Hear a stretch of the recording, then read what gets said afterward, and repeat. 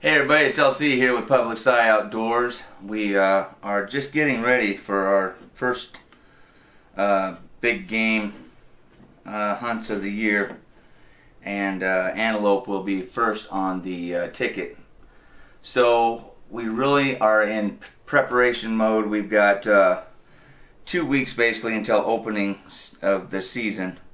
So we really need to buckle down and try to get as many things dialed in as we possibly can.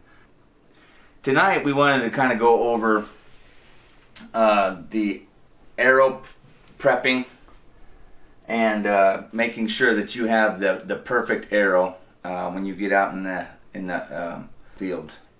So I just wanted to run through and show you kind of what I do to get my arrows prepped and ready. If you're like me, a lot of us, we don't really go out and buy brand new stuff each time that we go hunting. We may use a broadhead 2 or 3 times, or an arrow quite a few times, and as each season gets done, we just kind of move on to the next one, and then we just pack our stuff in for the postseason, and it's pretty much done from there. We don't really look at it until we're ready to start shooting again and practicing in the summertime. But one of the things that get neglected quite a bit would be your broadheads. So what I do in order to get my arrows and my broadheads prepared for the hunt is I go through and I find my best arrows, okay?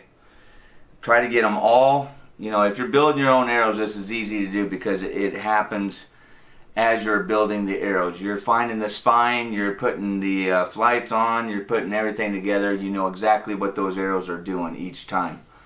So right there is a big step in the right direction. The next thing you want to do is check all your broadheads. If you've got a bunch of broadheads, I shoot mechanicals, so I've got a lot of mechanicals. I shoot the Wasps, and the jackhammers are my choice in their lineup. I have shot their duelers, the 2-bladed Wasp mechanical, but I just keep going back to the 3-blade jackhammers. And one of the things that I always run into each year is checking these bezels for straightness. Okay. Now you can replace the blades on these. You can get replaceable blades and all that. They're very easy to replace on these. You've got just 3 blades on a basically on a little ring, and then you'll just take those, replace those on that ring, slide them back on here, put them in spot, and you're good to go. Okay, as long as you got your little backing weight on the back. So but like I said, I've got a lot of these sitting around, okay, and what I need to do is I go through and I check to make sure that my bezels on these are good and straight. When we shoot these throughout the season, whether it be early turkey season, and then we kind of put them away, use our field tips for practice and things like that, so they kind of get neglected. They kind of get thrown back into the boxes and then left until we're getting ready for the next hunt. But so this is the prep time where we take and we check these bezels. What I'll do is just check these for straightness, okay? Make sure that there's no wobble. And a couple of these videos here, these short clips, you'll see a couple of them here that have a little bit of a wobble to them. So that's telling me that these bezels, where they connect, have been shot into something and are not straight. So that's where we're getting that wobble. If we know that our arrows are good and straight and we're not getting a lot of wobble at the front, then we know that where that screws into the arrow itself is probably bent. So you can take I think you can probably take these tips off, these broadhead or these chisel tips. Those can come off and you can use those again. As far as blades, now I have sharpened my blades in the past, but I suggest just ordering new blades for them if you're doing mechanicals.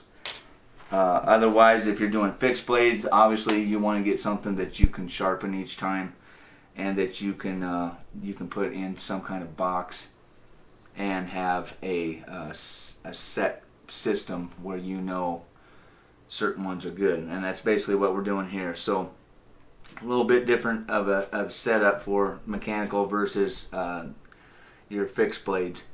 So put all my broadheads on the arrows that I'm going to be using. Okay, now these arrows from this point on will not be used, shot or anything, okay, because I know my bow is on, I know my arrows are flying good.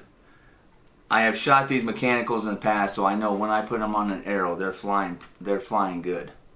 So I'm not worried there. What I am worried about is making sure that each one is tuned.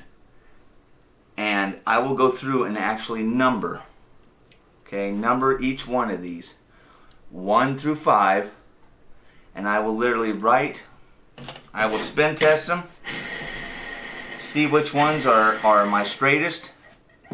The straightest out of the 5 will be my number 1. The second straightest of them will be my number 2, and so forth. So I will literally write a number on each one of these, 1 through 5, right on the flight, on the vane. So I know the closest one to me is my number 1. That's my go-to. That's the first one I'm grabbing. Okay, my 5th one is the furthest away from me. That's the one I do not want to use if I can help it, because that's the one that I have found the most inefficiency with. Okay, in a perfect world, we want all of these to be flying exact. But if you're like me, you can't spend $200 on a dozen arrows every month. So we kind of have to practice with what we got and use what we got. We may lose some, we may gain some, but that's kind of what this whole process is for those guys that are kind of like me, where we just practice, and by the end of the year we've got 5 or 6, 7 good arrows, and we just we put our tips on, or our broadheads on, and we go hunt. We're not lucky enough to have sponsors or anything like that to send us a bunch of free stuff. So for you guys that are like me, we have to go through our materials and kind of scavenge what we can and make good.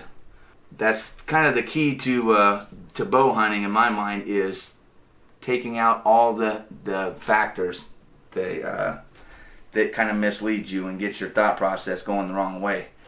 If I can walk out into the field and know exactly what arrow I want to grab right off the bat, no questions asked, I'm going to be that much more accurate, because I'm not thinking in the back of my mind, oh, did I grab the right arrow? Am I playing roulette with these arrows? Do I have that one that's got a little bit of a wobble to it? Not bad, but it's in my mind. I know that one's wobbling in here somewhere. Which one is it? God, I hope I didn't grab that one. Okay, that's what I'm trying to get away from. If you got to piece some together to get a set, there's nothing wrong with that, as long as they're perfectly tuned and they're flying good and they're sharp.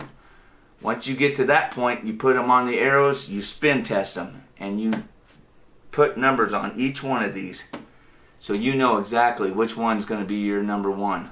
Okay. So anyway, hopefully that'll help you. I know this is kind of old news to some bow hunters, but other guys, it may not be something that you've thought about, or you're getting into it for the first time and just haven't thought that far into your process. So these little tricks help, especially with your mindset out in the field. One less thing that you got to think about when you're out there. So we'll see you out in antelope country, and stay safe in your hunts, everybody. Catch you on the next video.